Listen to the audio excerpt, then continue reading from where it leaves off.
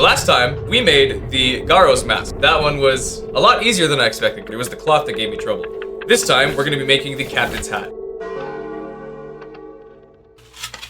Ah, there goes that. Hello, goobers! I'm gonna start just by cutting out a few of the papercraft versions, just so I have the shape references. This had a lot of pieces to it. As I stream more and more, I come to gain a respect for a lot of streamers who can do this and just make up topics to talk about for hours on end. I cannot. Like the Garo mask, I plan to do one stream for shaping and then another stream for fabric work and painting. I'm actually hoping to do LEDs in this thing, which will be cool looking. Don't know how well it'll work, but I'll give it a shot. I'm not sure if it's supposed to look this fat. The problem with this model is that it's actually broken into several pieces. Like, this is not attached to this at all. This isn't attached here. And then these are also disconnected as well. So it's gonna be a little hectic to get them to piece together. I'm probably gonna have to just like connect these myself with like a line or something. Or maybe I'll just have this not march forward as much. We'll see. Either way, we'll make it work. I made a stick. Oh, and I actually did buy fabric already for this. I might need to go out and buy some more, but I think I've got most of the colors I'm gonna need to make the cloth on the inside. Okay. So this is going to be my middle piece here, this face piece here. This is gonna kind of try and curve around and go back, which I think it should do with this shape.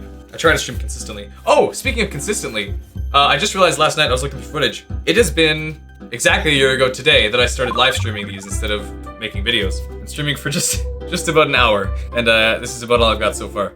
Okay, yeah, this should work as a shape with the teeth on it too. The teeth don't go straight down, they kind of angle forward, which I can probably do. I might just do that right now then, before I actually glue them on. Let's just cut these in and angle in. Ow, ow! Okay, that stung. I gotta be more careful. I'm fine.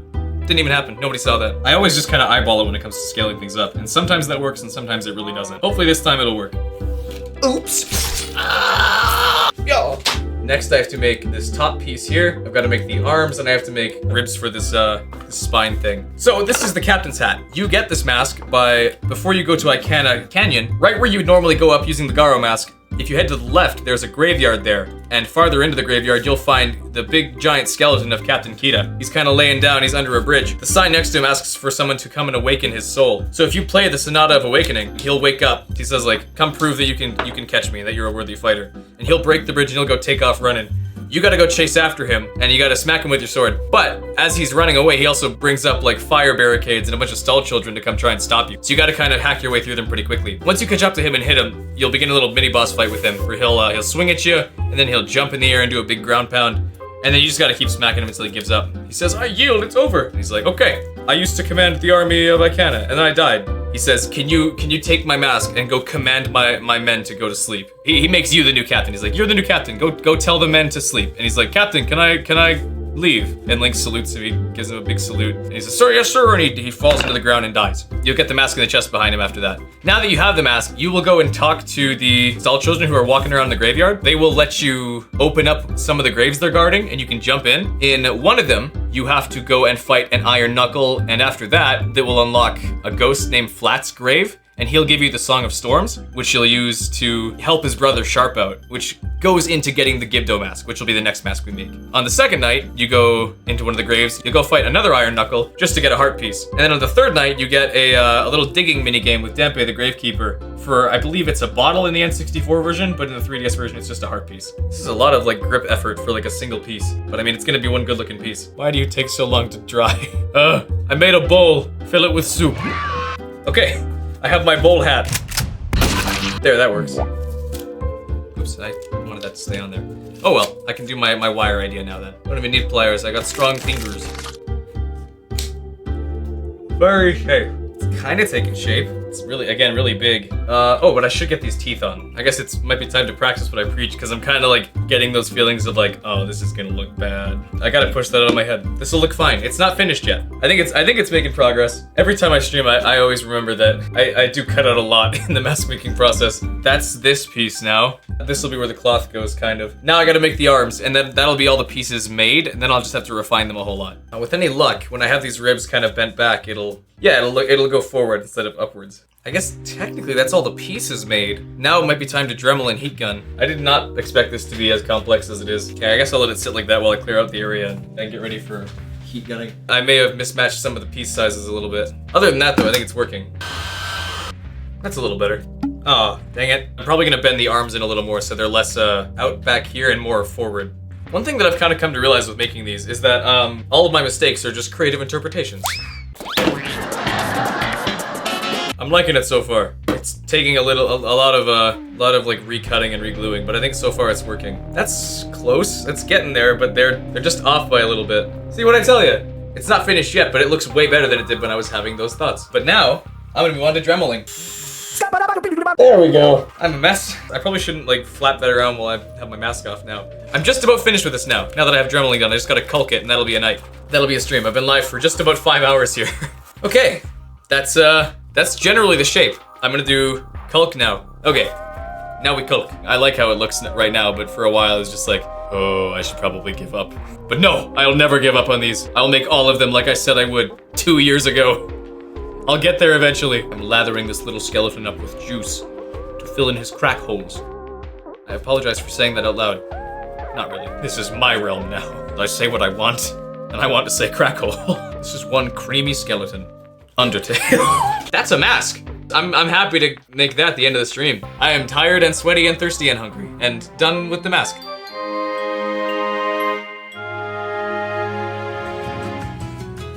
Pretty good music, right? Yeah.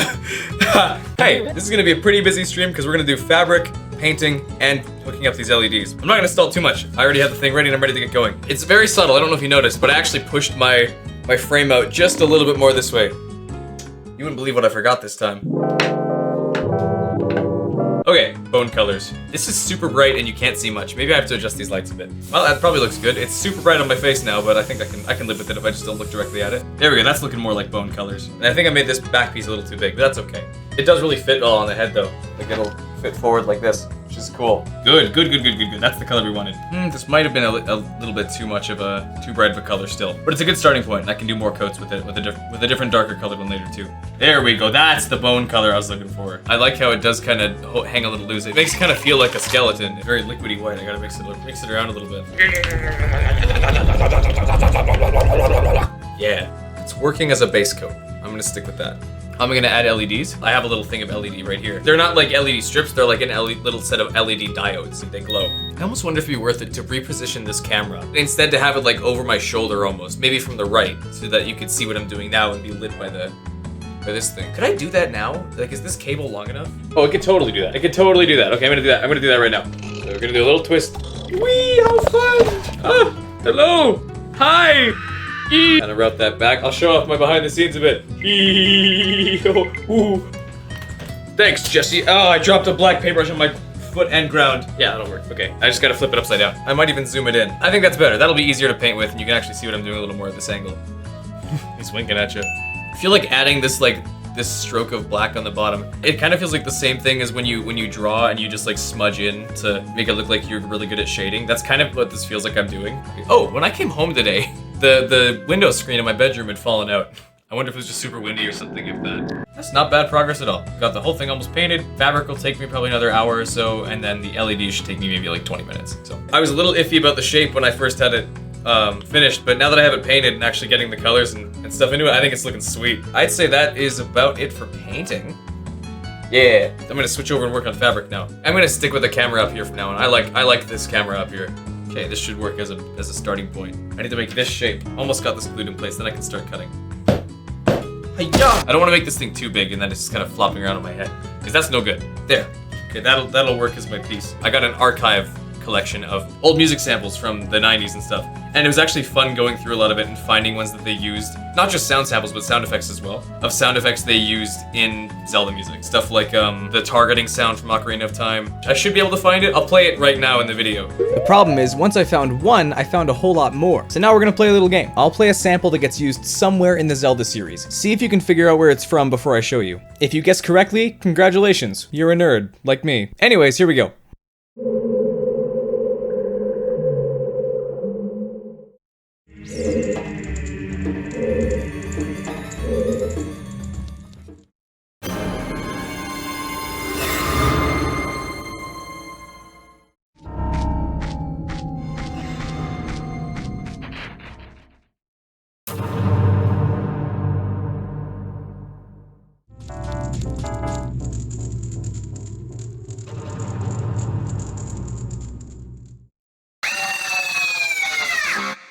If you didn't get that one, these other two go with it and give it away pretty easily.